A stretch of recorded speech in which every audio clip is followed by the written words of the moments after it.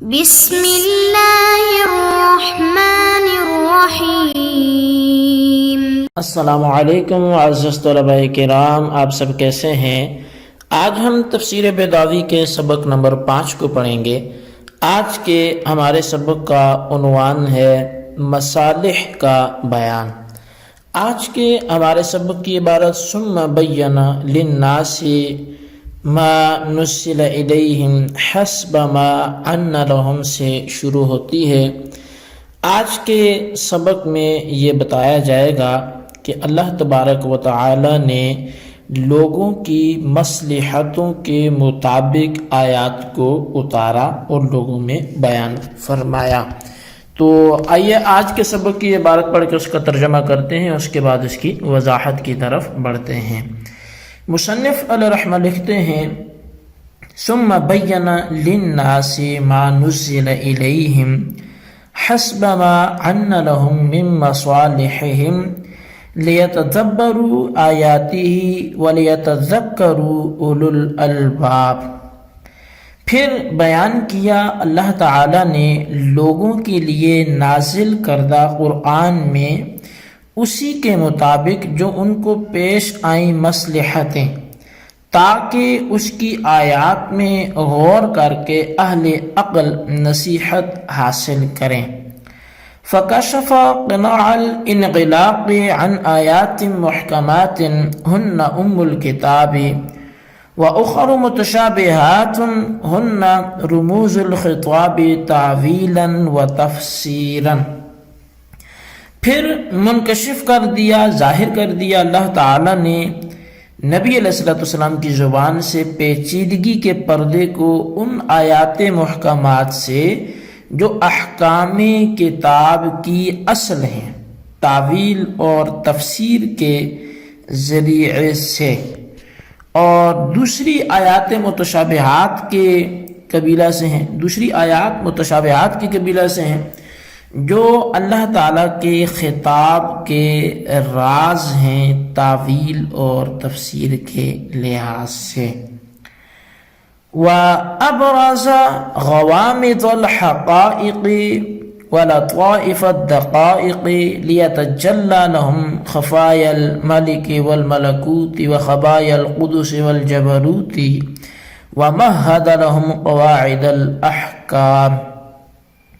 اور اللہ تعالیٰ نے ظاہر کیا پوشیدہ حقائق کو اور باریک لطائف کو، تاکہ لوگوں کے لیے منکشف ہو جائیں عالم شہود اور عالم غیب کی مخفی چیزیں، اور صفات جمالی اور صفات جلالی کی پوشیدہ چیزیں، تاکہ لوگ اس میں غور کریں، اور بیان کیا لوگوں کے لیے احکام کے قواعد کو۔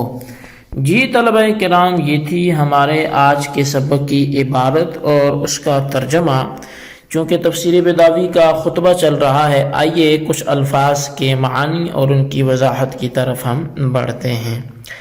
سب سے پہلے حسب ما، یہ قدر ما کے معنی میں ہے کہ جتنی مقدار کی ضرورت تھی اسی حساب سے نازل کیا، اور عنا یہ باب ضرب سے، اور اس کے معنی ہوتے ہیں ظاہر ہونا۔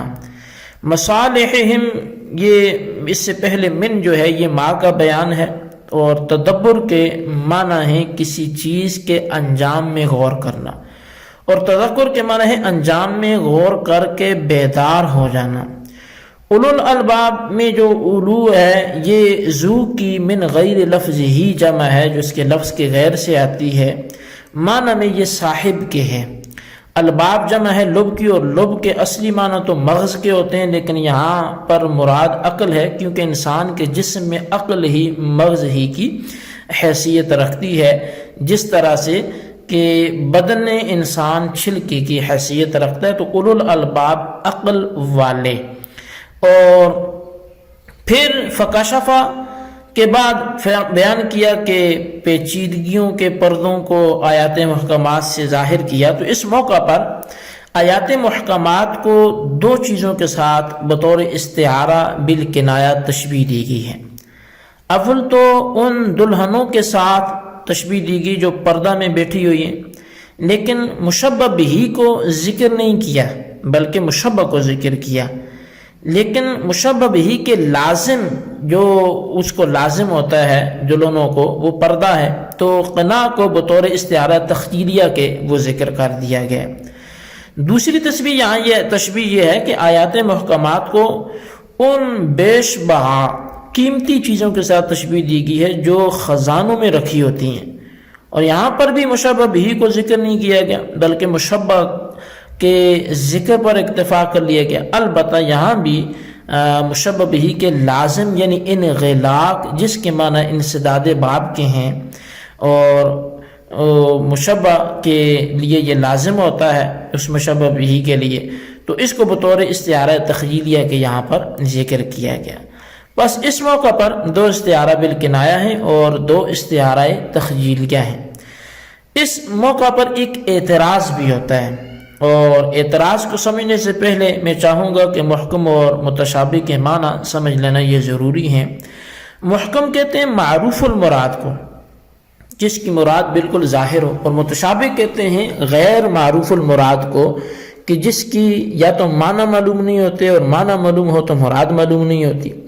اب اشکال یہ ہے کہ جب محکم کے معنی معلوم ہوتے ہیں اور اس میں غیر کا احتمال ہی نہیں ہوتا، تو وہاں پیچیدگی کا کیا سوال پیدا ہو سکتا ہے، اور وہاں کشف کی پھر ضرورت کیسے ہو سکتی ہے؟ تو پس مصنف علیہ رحمہ کا محکمات کے بارے میں کشف کا لفظ استعمال کرنا یہ درست نہیں ہے، کیونکہ کشف یہ مسبوق بالستر ہوتا ہے، یعنی پہلے کسی چیز کے اندر پوشیدگی ہوتی ہے پھر اس کو کھولا جاتا ہے، اور محکمات کے اندر تو چونکہ پوشیدگی ہوتی ہی نہیں ہے، تو جب ان کے اندر پوشیدگی ہوتی ہی نہیں ہے تو پھر کشف کا لفظ کیسے استعمال کرنا درست ہو سکتا ہے، پھر ان کو کھولنا کیسے درست ہو سکتا ہے؟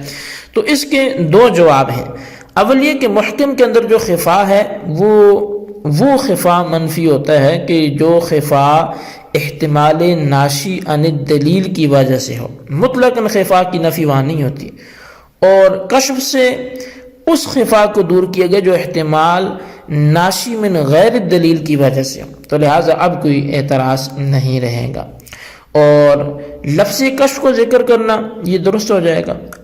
دوسرا جواب اس کا یہ ہے کہ کشف کے جو معنی آپ نے بیان کیے کہ جس پر پہلے کہیں پوشیدگی ہو تو تبھی اس کو دور کیا گیا ہو، یہ معنی یہاں مراد نہیں ہے، بلکہ کشف کے معنی ہے کہ اول امر سے اس کو منکشف طریقہ سے اتارنا، اور اس کا کلام عرب میں استعمال بھی دیکھا جائے تو موجود ہے، جیسے یعنی شروع سے ہی اس کو ظاہر کرنا، جیسا کہ اہل عرب اس کی مثال دیتے ہیں ضیق فمر رکیت، یعنی کنویں کے منہ کو شروع سے ہی تنگ رکھو۔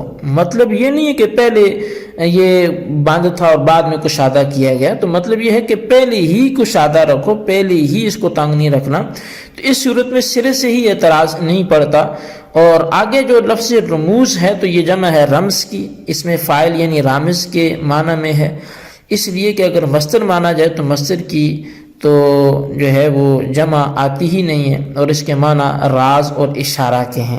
خطاب کہتے ہیں توجیہ الکلام نحو الحاضرین، یعنی کلام کو حاضرین کی طرف متوجہ کرنا یا حاضر کی طرف متوجہ کرنا۔ اس کے بعد غوامد کا لفظ ہے، یہ غامد کی جمع ہے یا غامدتن کی جمع ہے، اس لیے کہ جو لفظ فاعل کے وزن پر ہو اس میں اور جو الفاظ غیر ذوی العقول کی صفات ہوں ان کی جمع فواعل کے وزن پر آتی ہے۔ حقائق یہ حقیقت کی جمع ہے، حقیقت کہتے ہیں جس کی وجہ سے شے ہو، ما بے شیء ہوا معروف تعریف ہے۔ لطائف جمع لطیفت، ان کی لطیفہ کہتے ہیں اس نقطے کو جو دقت نظر سے نکالا گیا ہو۔ اور غوامد الحقائق اصل میں ہے الحقائق الغامدۃ، یعنی اضافت صفت الی الموصوف ہے، اور لطائف الدقائق اضافت موصوف الی الصفت ہے، یعنی اللطائف الدقیقۃ۔ اور یہاں ملک کہتے ہیں جی عالم شہود کو، اور ملکوت کہتے ہیں عالم غیب کو۔ وجہ یہ ہے کہ فعلوت کے وزن پر مبالغہ کا صیغہ آتا ہے، لہٰذا ملکوت کے معنی ہوں گے کامل سلطنت، اور باری تعالیٰ کی کامل سلطنت عالم غیب میں ہے، اس وجہ سے ملکوت کے معنی عالم غیب کے ہیں۔ خبایا یہ جمع ہے خبیتن کی، اس کا معنی پوشیدہ ہے۔ اور قدس کہتے ہیں صفات جمالی کو، جبروت کہتے ہیں صفات جلالی کو۔ اور مہد لہم یہ مہدا تمہید سے ہے، اور یہ باب تفعیل کا مصدر ہوا تمہید، اس سے یہ مہدا ماضی کا صیغہ ہے، معنی اس کا مہیا کرنا ہے۔ قواعد یہ جمع ہے قاعدۃ کی، اور قاعدہ اس اصول کلی کو کہتے ہیں جس کے ذریعے سے اس کی جزئیات کے احوال کو جانا جائے۔